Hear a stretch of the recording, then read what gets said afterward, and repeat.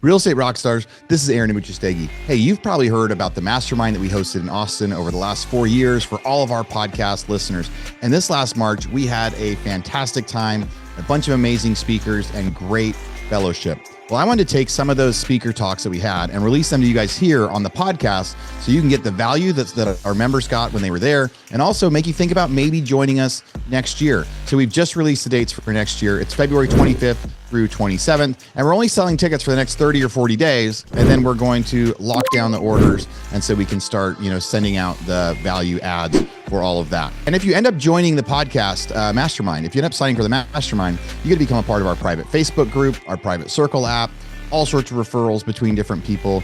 And then you'll also get recordings, all the recordings for the past several years of masterminds that we've had. But, just so you can hear a little bit more about kind of what you missed, get some added value just for being a listener, because I appreciate all of you guys that are here.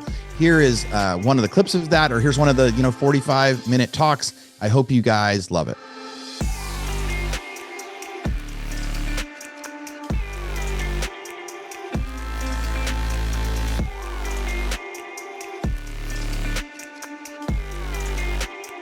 You guys okay if I stir up a little bit of conviction in you? Okay, yeah? All right, cool. That's my goal today, is to stir a little bit of conviction. I know that some of you guys have came here several times. Maybe this is one of 2 or 3 different events that you're going to go to this year. I'm sure some of you guys are reading and gals are reading some books that are some self-help books that are helping you kind of build a better business, become a better person. And that's life. I think in life we get exposed to lessons day 1. We learn them day 2, and then we spend our whole life trying to realize it, right? It's until we're ready to receive it, and at that point, we'll receive it and then we'll act on it. But I know if I need to convince you to do something, that's a lot of lift, right? I'm like teaching you a new concept, maybe something new, but I know this is not anything new for anybody here. So if I could stir some conviction, that gets you to move right away. And that's what my hope, as you guys go through the rest of the session with Aaron. He does goals, one sheets, even some of the stuff that David and you heard Matt talk about. If you could create it to action, that's where the gem is. We got too many people that are walking around with communicative knowledge, right? Listening to podcasts, reading a lot of books, and we lack revealed knowledge. You could read as many books as you can about Ironman race, watch as many YouTube videos, but until you put your foot to the pavement and start running some miles, you're going to realize what it takes to run an Ironman. And even when you're training, you got to figure out what your body and what your mind's going to do when you hit that dark spot, so that way you know how to respond to it. So I'm hoping we do stir up some conviction on you guys. So my name is Daniel Del Rio. I'm out of Modesto, California. I have a team in Modesto. Real Trends has the rankings, and they ranked us on a large team because we have over 10 agents. And they ranked us the number 1 large team in California. So we move a lot of families. We serve a lot of families, and I think I'm more proud about that, just because we're able to do it with not as many people. So we take a lot of ordinary people, and we end up doing extraordinary things because we have the community, we have the support, we have the systems, and we're all riding for the brand together, and we have the long-term vision to stick through things, even though some things don't make sense. So again, it's not about getting motivated. You guys might have seen this. I always think this is funny when I see it. It's like you come to a conference like this and you're like thirsty for success because this is the end of the first quarter and you're like, I need to crush it, right? Many of you guys have probably, who set goals at the beginning of the year, right? All right. How many of you guys have given up on some, if not most of those goals, right? A lot of people by the end of the first month, they're like, okay, the gym memberships are back down, right? Oh, that whole food thing is down. No drinking alcohol, that's down. Or I wanted to read every day, that's down. That's a big deal, right? So my goal is for you not to get motivated, get shot with a bunch of water, and at the end of the day still be really, really thirsty. So I think the world is drowning with motivation, and we're hoping for participation trophies, but life doesn't give you a participation trophy. So what we're lacking is clarity. That's what we're on, clarity. How can we get a little more clarity on what we have to do? Again, how many of you guys have goals? And so I like using this slide because for some of you left brain people, you guys want to see numbers. So the American Society of Training and Development did a study, and this is pretty amazing, right? Having an idea or a goal, there's a 10% likelihood you're going to meet that goal. And all of you guys have probably had, I want you guys to envision some of the goals that you had and where you failed on this percentage base. But if you just have an idea or a goal, there's a 10% likelihood that you're going to achieve it. I don't know about you guys. Those aren't good odds for me. Like, I'm not cool with that. But if you consciously decide that you will do it, I'm going to actually do it. I'm not just have a goal like I'm actually going to do it. I'm committed to this thing. There's a 25% chance. If you make it time bound, like start getting into the SMART goal, then there's a 40% chance. If you're going to do, how am I going to do this? I'm going to actually break it down to behaviors. There's a 50% chance. And I don't know about you guys, 50% is not enough for me. Like, I'm looking and say, okay, how can I have my unfair advantage in this? If you commit to somebody in this room, you have a 65% chance. But if you have a specific accountability appointment with somebody that you've committed to, there's a 95% chance. Because every once in a while, those guys will keep you accountable to make sure you cross that finish line, right? That appointment. Like, there's no way we were going to let Aaron not finish that race. We're going to run back there and grab his ass and drag him all the way down. Even though some of those officials, he won't tell you because he was running, we were getting yelled at because they're like, we're not supposed to do that. And we're like, we don't give a shit what we're supposed to do. We're going to get our buddy, right? And cheer him on. So, but the power of accountability. So we don't lack motivation. We don't lack the want and need to build an amazing life. What we lack is accountability. If you're faith-driven here, like, for instance, I'm a Christian, right? So one of the biggest things I have, and I had the blessing to experience this early in my life, is I found out the greatest accountability was for me, is my Lord and Savior Jesus Christ, right? So for me, that's it. So what I do in day, he sees it at night. What I do in the night, he sees everything, in the dark and the day. That's the highest level of accountability that I'll ever have. I understand that, so I walk a principle, faith-driven Christian walk, right? And so I understand that that's super impactful in my faith walk. I want to make sure that I have that in my business walk as well. Who am I holding myself accountable to? Is it my spouse? Is it my friends? For me, it's GoBundance. Guys like Aaron, David, a couple of the guys in this room. So where are you with your goals, and how many times have you got to 50% and realized, why didn't I meet this goal? Probably because you lack some accountability. Make sense? The power of accountability, the biggest and most important investment is in yourself, because you guys are here. The second one is in your environment. And I want to go into the story of Legos. Like, who here has built Legos before? Okay, or you have kids that built Legos before too. This is my son, 10 years old, Christian. He built the Infinity Gauntlet. If you guys are adventure fans, he snaps his fingers and half of us disappear, just like our goals. Half of them are gone. But, it's 18 and over, not super complicated, 590 pieces, and he's so happy when he finishes. It took him 2 days to do it. And every once in a while, he called it Daddy Power. Hey, Dad, come here. And I'd help him kind of break up his stuff, just that way he knew where to look at, and make things a little easier for him. But that's life, right? Like, if we look at Instagram, if we look at some of the people in this room, even maybe us, you're like, man, I want to build that. That's cool. Like, we're all on Instagram showing off our final product, our happy family, or whatever. And that's great, but you're measuring yourself to something completely different, right? So I want to introduce you to a concept of Legos and how you could utilize that to build and design the life that you're meant to have, right? So a little bit about myself. This is my Infinity Gauntlet. 20 years in real estate. We've helped 4,000 plus families, 1.2 billion in sales, all this other cool stuff, right? So this is my Infinity Gauntlet.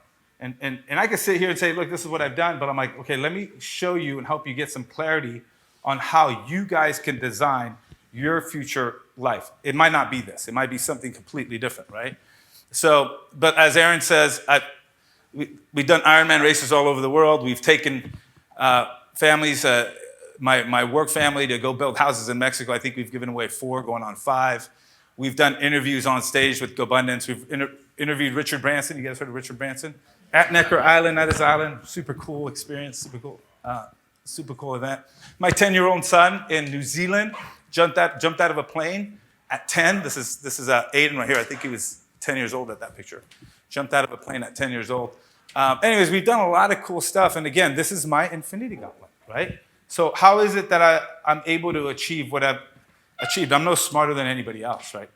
The thing that I have that helped me is I held myself accountable to a peer group, and I got really, really clear on what pieces I needed to put together to design a life like this. So at the end, I'm standing in front, like my son was, holding the infinity gauntlet, saying, "This is the life that I built." Right?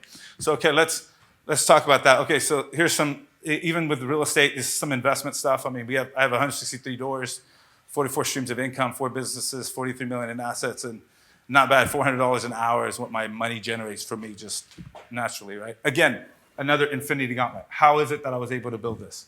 Okay, let's talk about this. Let's go back to this.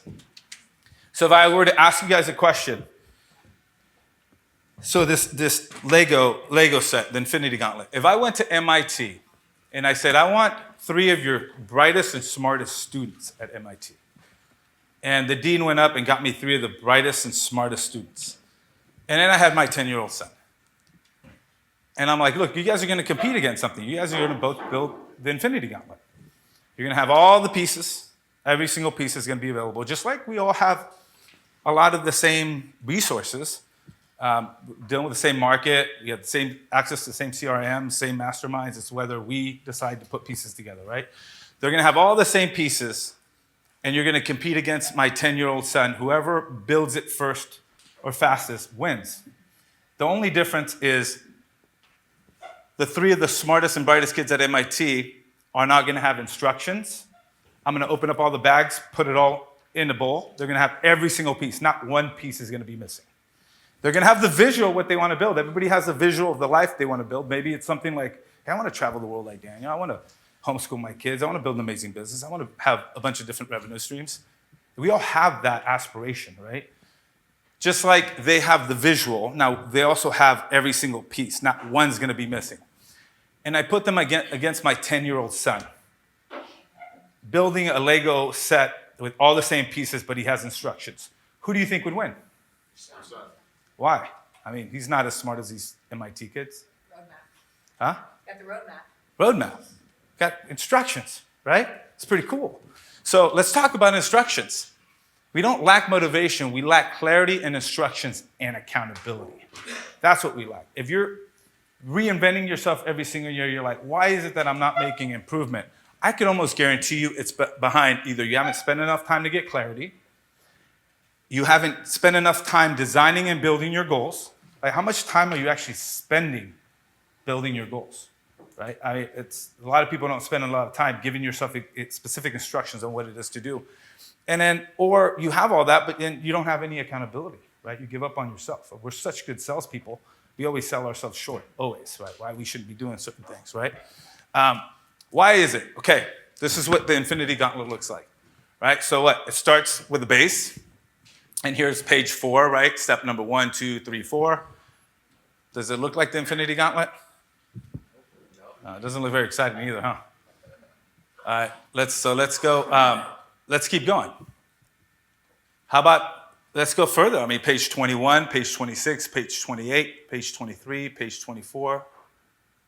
Does this look like the infinity gauntlet? Right? It doesn't, right? How many times have you guys been in your life, maybe it's your 3rd, 4th year of business, and you're like, man, it just doesn't look like I'm getting a breakthrough. Like, it doesn't look like I'm making progress. It feels like, man, maybe sometimes you just got to take some pieces off and get back to the instructions. The scary part is sometimes you don't have any instructions. You wake up in the morning, it looks like this. You don't know that you're one piece away from unlocking bag number 2, right? That's what we talked about here, chasing the fear, which is, your commitment, your courage, capability, capacity, and then life eventually gives you another bag. But even then, look, page 30, page 40 probably in here, like, doesn't look like anything. It doesn't look like the life that you want to build, right? That you want to live. Suddenly you get bag number 2, right? When your discipline and your habit become ingrained, they unlock your path to a breakthrough. The best version of yourself is the most disciplined version of yourself. Sometimes we don't lack discipline. We just lack a clear path and instruction on saying, hey, you're disciplined, but you're doing the wrong things. You're focused on the wrong things. Maybe I'm comparing my life, what I'm supposed to be building, the infinity gauntlet, to Derek's. And maybe Derek is building a Star Trek Lego set, right? Star Wars or whatever, right? There you go. So, like, is it going to look the same? If I'm trying to find his pieces on my set, is it going to work? No, right? We get distracted. It's like one of the biggest things that are going to kill our dreams is our inability to stay calibrated and focused and purpose-driven on what instructions we give ourselves. And life takes our dreams by drifting. We drift away from the things that we get distracted by the things that get put in our life, opportunities that we have. And life is not about saying yes to everything. It's just a no game. In the military, we used to talk about that. Like, you don't win the war on the shots you take. You win the war on the shots you decide not to take, right? That's how you win the war. It's like, what are you actually shooting at, right?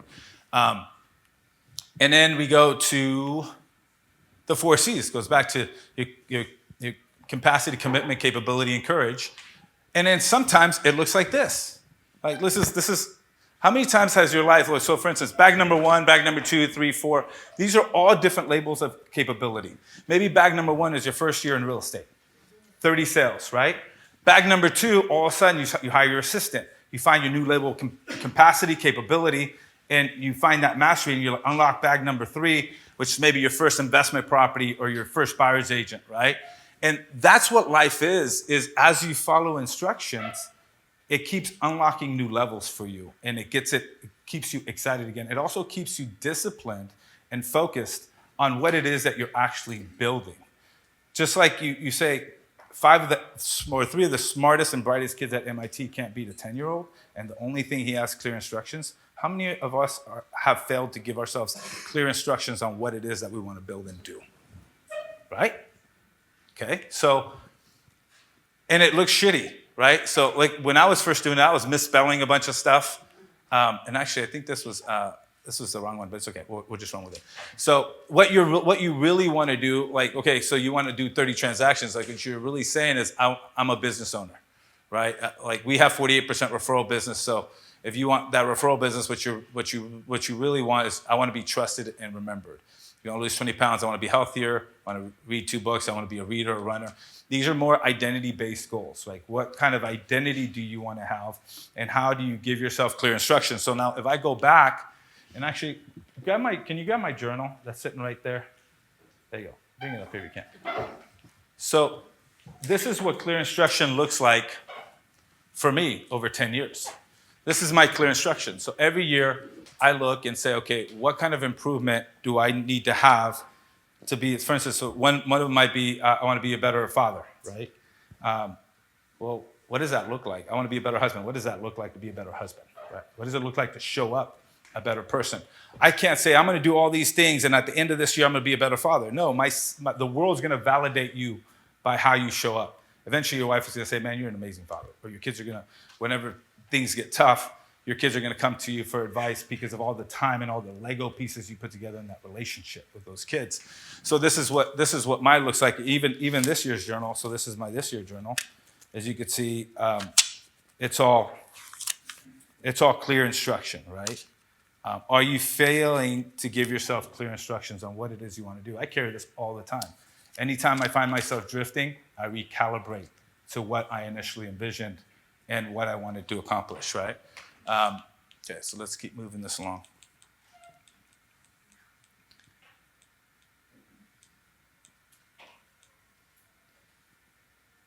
Again, reaching the top requires hard work, but staying there demands discipline, strong systems, and unwavering character, right?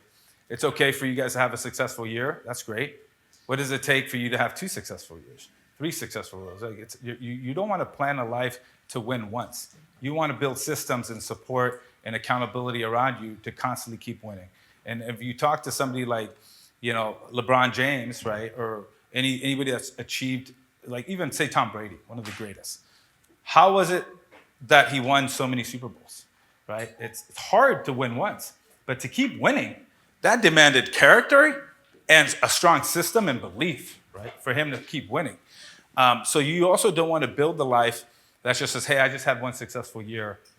How can you constantly keep building on it? And again, you don't rise to the level of your goals, you fall to the level of your systems. How many of you all have heard this before, right? It's a big deal. I didn't meet my goal. I didn't make my calls. I didn't help as many families as I wanted to. I didn't save the money I need to save. Okay, show me your systems. I'll show you exactly where you failed. It's like, how clear are you getting in your systems that you need in order to be able to support your goals? Why is it that we lack it? We don't make them small enough and bite-sized where they're measurable. And I think I'm missing a couple slides, but let me see if I can find it here. Yeah, it's missing one of them. It's fine. So I think to summarize the whole thing with the Lego set is, do we have clear instructions? Number one. Number two, if progress doesn't look like progress, it's okay, right? Sometimes progress doesn't look like progress. Sometimes we're stuck in that. So then if we're like, it's not working, and you change right before you get bag number two, that's a big deal. Sometimes you have to take some pieces off and go back to your instructions. Fair enough. Every once in a while you could call a buddy and say, hey, can you come help me build? But the more you do this and the more you chase fear, just like David and I talked about, the more Matt talked about in regards to his commitment and his ability to do, is you find out what you're capable of and you find out what your mastery is behind that. And once you do that in life, you'll constantly keep doing it. You'll keep evolving, you'll keep growing. But the first thing you got to start doing is actually building. Right? But before you start building, what is it that I'm actually building? And don't compare your build to somebody else's, because you might be building something completely different.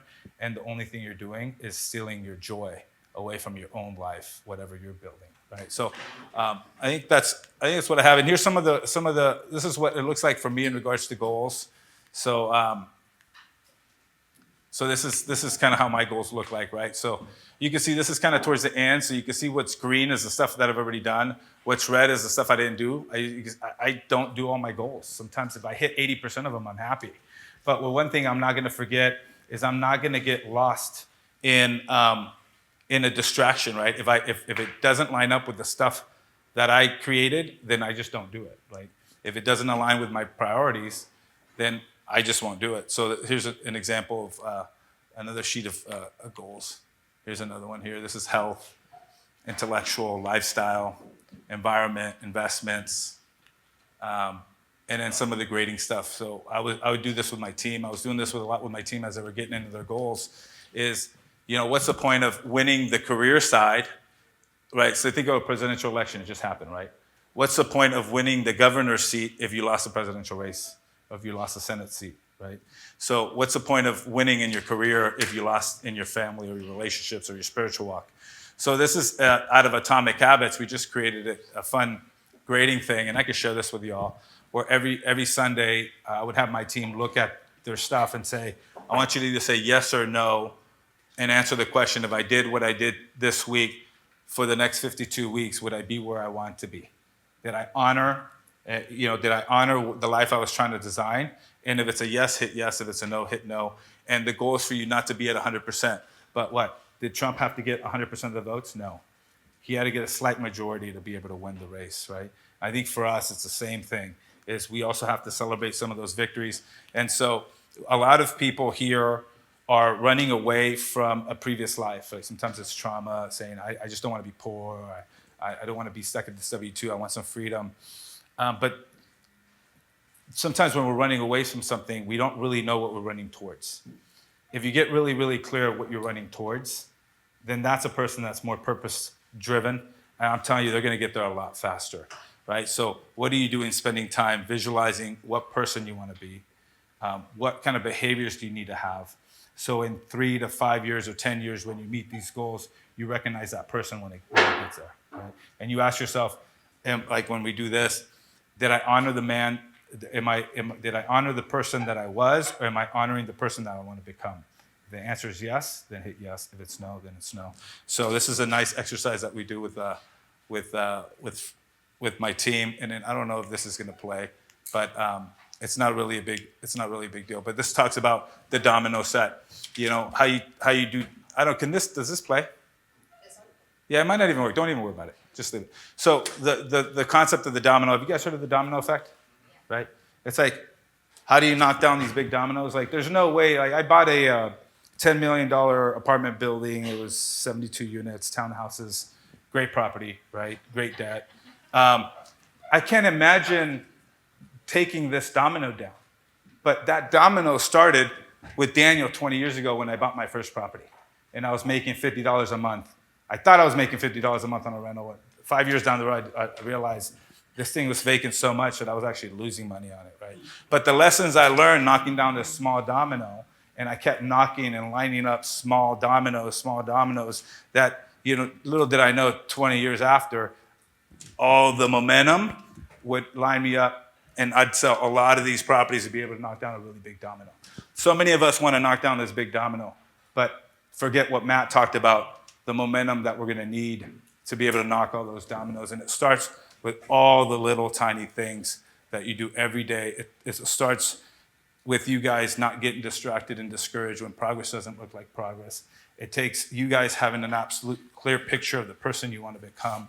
And it takes you giving yourself clear instructions on what you need to do every single day. And you chase that like faithfully with discipline and passion every single day. And everything that doesn't line up with that, you shut it down.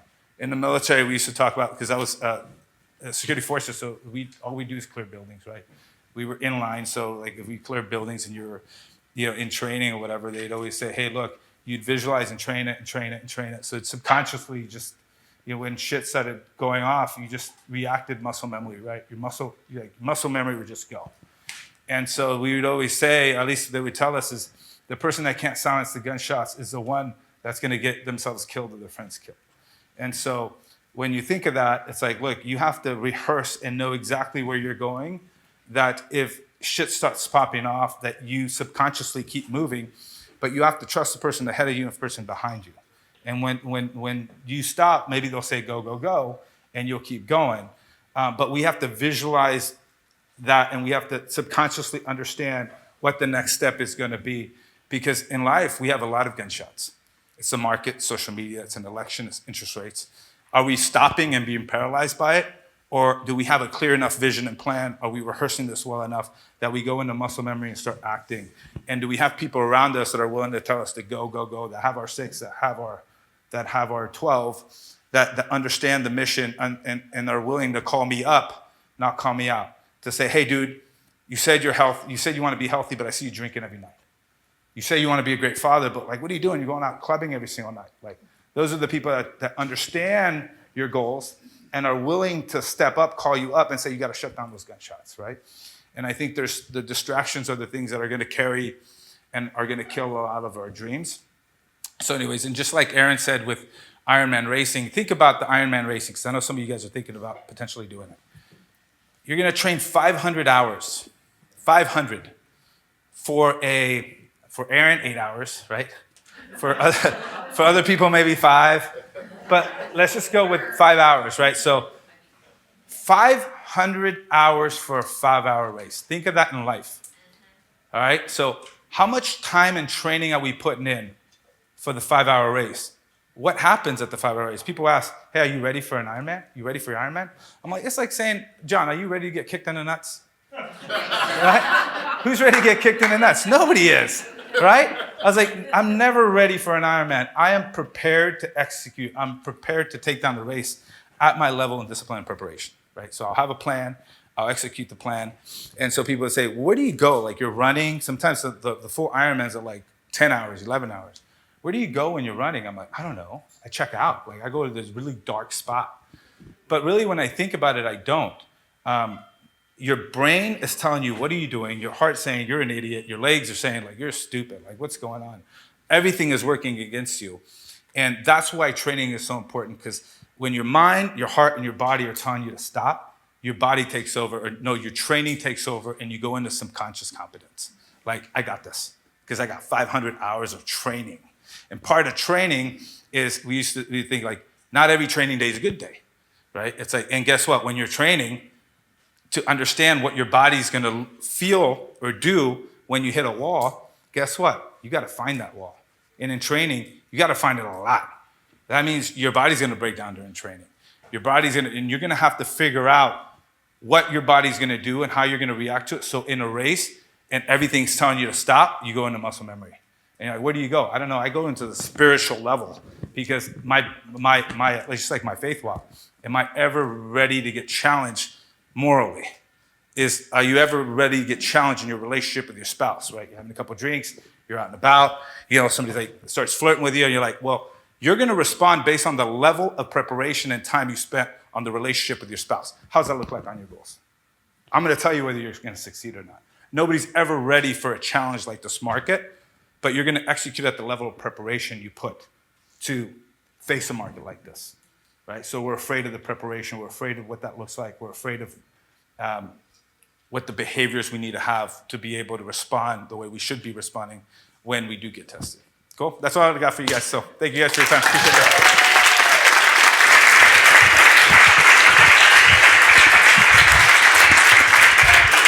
Questions with you first? Huh? Can we take some questions? Oh, questions, yeah. Yeah. You crushed it. Okay. So yeah, you guys know the worst part about an Ironman is you can't listen to anything. Like it's just you and your brain. There's no headphones. It's awful. And I think when you're in the suck, you just keep moving. I don't know what it's supposed to.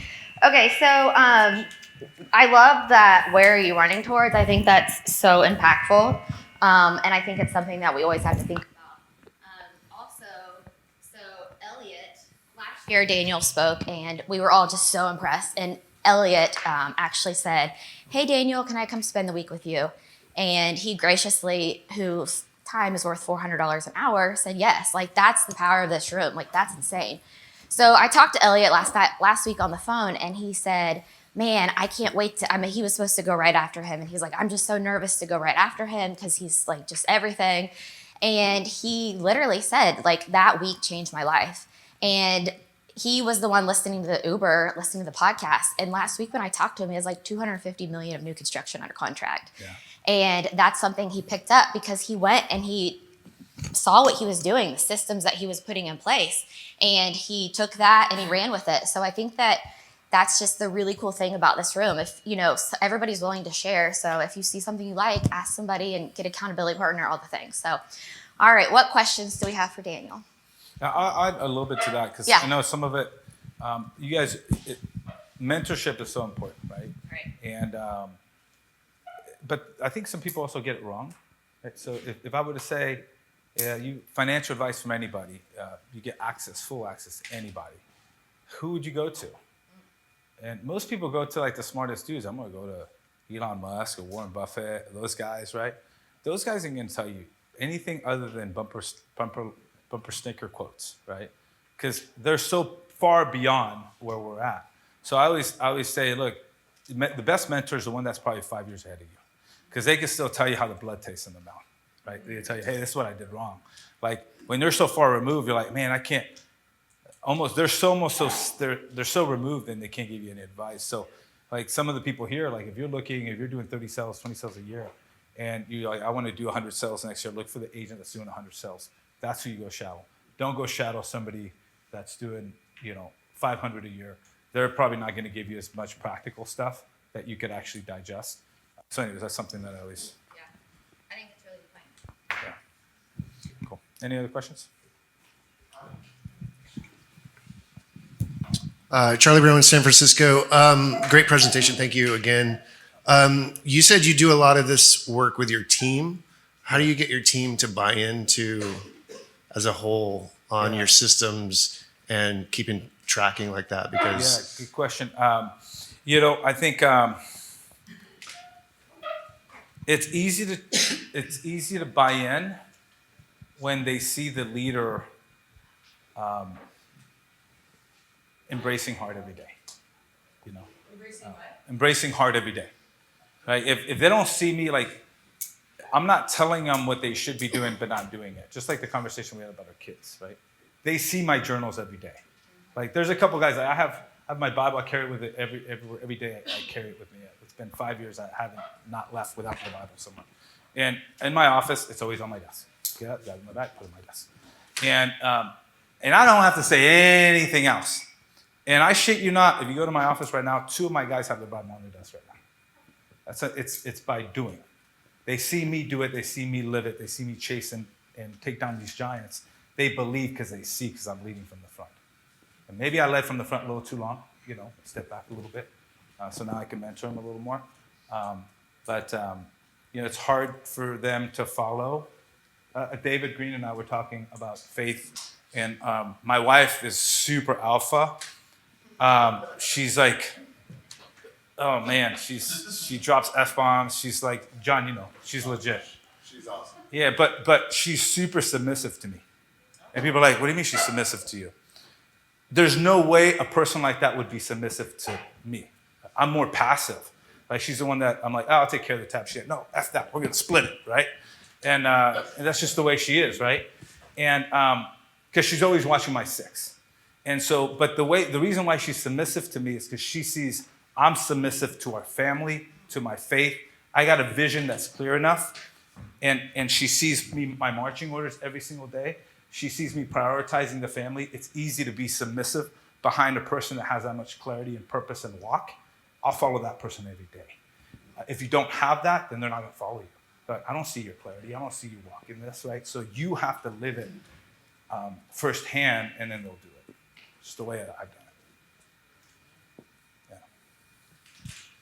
Hey, Dan, I had a question about like your team looks awesome based on the stats and only having 12 agents doing doing that type of production. Are you like, I was just curious about your systems. Do you have ISAs and showing agents helping them? Like how are they doing so much volume to be, There's 2 reasons why you grow a team. I was talking to Jim about this. 2 reasons. One of them, ego.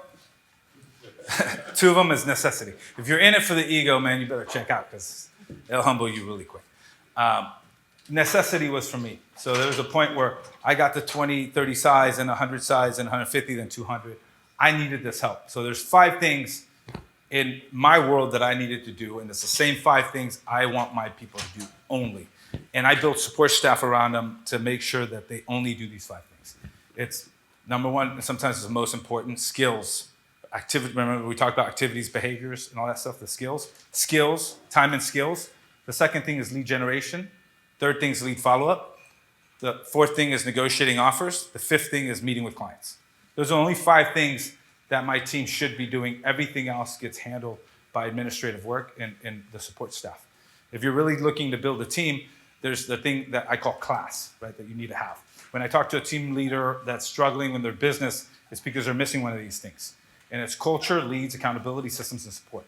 It's the acronym CLASS. And so somebody's struggling with it, like, what is it that you're missing? Oh, you have a lot of leads, but you have no support, right? Or you have great culture, everybody parties, hangs out, great leads, everybody's having a good time, having money. Maybe you have some form of accountability, right? But you have no systems, then it's going to be hard. Eventually, they're going to leave you, right? Or if you have system support and you have no accountability, hey, you shouldn't be drinking like that, or you should be treating your business a certain way, then you're going to have an issue. So usually whenever somebody talks to me, it's one of those things that are broken. So the way that I built my team is out of necessity. Like I needed to make sure that my systems and support were there to support me. So that way, when I was selling 100 houses a year, believe it or not, I worked maybe 12 Saturdays a year. Like I was homeschooling my kids away. I was traveling 90 days out of the year. So I found a way to be super efficient in my work. So I'm like, okay, if I know I could do that, then I could plug in all my other people and help them achieve that level of success without losing their souls and their joy. Utilizing the business to fuel their investments, to fuel their life, to build a good life. Not like the driven part where now it's owning you, like you own it, you're a steward of it. But a lot of that came out of necessity and focusing on the systems and support. Accountability is super important. I meet with all my top people once a month for an hour. I meet with my ISAs. We have ISAs that I meet with them once a week. So I meet with them once a month. And then we also have we have big client events. As John, you probably came to a couple client events back in the day. I mean, we have 1,800 people at a client event. I spend more on my client event every year that I spent 2 to 3 times as much as I did when I first got married, my wedding. And we throw these big client events, and it's a big process. There's a big client event effect that happens, and we have somebody that supports us to put it all together. So all we have to do is show up, and we know which one our client is because they have a certain color lapel, and I know that's my client because it's blue, right? And Jen knows it's hers because it's pink, right? So we set all these little cues, and I guess what I'm saying is I have enough support and systems to help us ordinary people do extraordinary things. So that's how we do it. So is your Excel sheet of tasks and goals, is that something that you have like since like college or something within that organizer, or is that others? I would say, man, it was a trigger for me, right? So there is a lot in my life. So I think my life happened for me. I had a lot of medical issues when I was younger, right? So in my life, with my family, we have 5 kids, and I was always the burden of the family, right? So I thought I had to earn the love of my family by serving them always, right? So that was just always what I had to do. My dad always says that, man, out of all my kids, you're flat-footed, you had all these issues with your knees, all these issues with your body. You'd be the last guy I'd expect doing Ironman adventure races, last guy. And so I was so lucky that my life was always hard, right? Because I realized that I had to be intentional. I couldn't just show up to a sport and be good at it. I raced with a buddy, Joe. That guy was naturally an athlete. I had to do twice as much work just to have the same time as the guy. I'm like, how's that possible? My life's always been hard. So I think for me, it's a little different. Like I always had to be calculated with what I did. I didn't learn English until I was 10. So when people think you don't know anything, it makes you an observer more. And since you can't articulate yourself, you have to behave a certain way so that way people know how much you actually know and how much value you bring. So I think that happened for me early in my life. And the pivotal moment for me that really said, okay, I'm not going to start doing this for everybody else. I'm doing it for myself, is I was 25 and I was at a success seminar. And Zig Ziglar was there, Tony Robbins, Michael Johnson, all the greats, right? It's 2004 maybe. And I signed up for a success seminar, and I cut a $12,900 check at 23, 24. And it was half the money I had. I'm like, dude, I don't want to do this. It's probably stupid, but I wrote the check.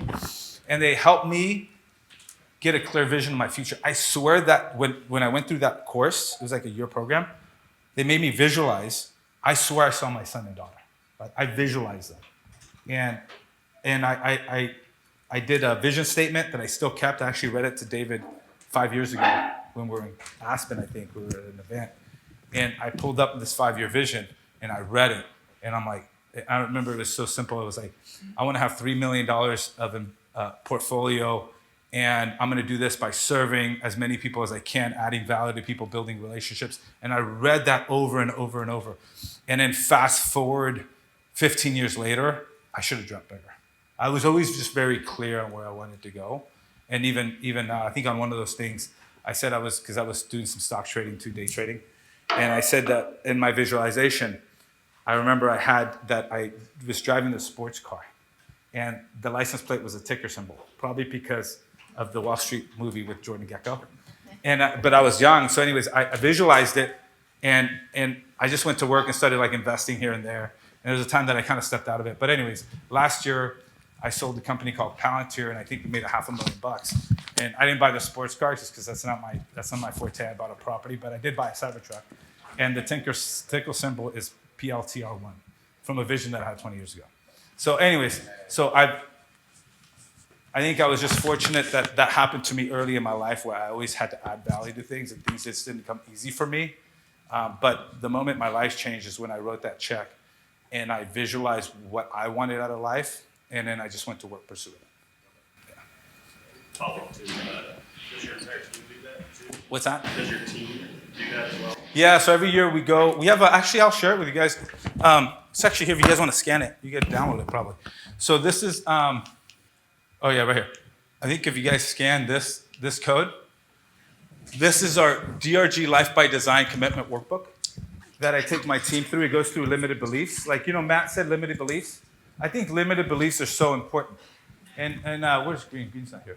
But anybody in law enforcement understands, like, we go through these exercises. And dealing with your limited beliefs, I had a lot of limited beliefs initially because of just my upbringing. And a lot of people don't want to deal with the limited beliefs, right? They want to keep them far away. Like, I'm not capable, I'm not worthy, I'm not articulate, maybe I'm not good on stage, right? But if you think about it, that's the worst thing we could do. So can I borrow you? Come up here. Come up to stage.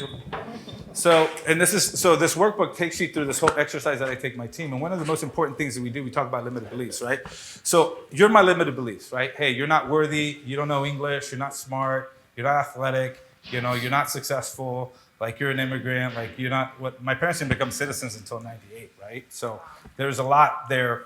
And so if he's my limited belief, a lot of us, just like Matt says, we don't want anything to do with that, right? And so in the military, we were trained that the bigger the threat, the more hostile the limited belief is.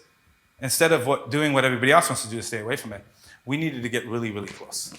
I need to get so close to them, and the reason why is If he has a knife and he goes and moves his hand to the back of the sink, I could isolate him and I could control him a little better, right? So the 6 inches of separation is whether your dreams fail or not. How close and intimate are you with those limited beliefs? So that way when they come up, you have counters to them right now. So I have affirmations, if you see them even in my book. Even to this day, I am worthy, I am capable, I am anointed, I am a great father, I am a business owner, I am a true leader, right? Even now, when you look at my stuff, you see all my affirmations. So anyways, on that book, I'll take you through it. And thanks, man. That was what I need you for. But a lot of, like what Matt says, it resonates a lot because so many of us don't want to face the limited beliefs. They're so hard. But when you actually face them, get really close to them, and you prepare yourself through counters, and you say those every single day, when they pop up through the day, which they will, you'll identify them. You'll do rapid discovery. Like military, you think shit goes off. Right? It's like, as long as you know what the next outcome is, you're good, right? Sometimes we don't know what to do next whenever limited beliefs pop in, and it paralyzes us, right?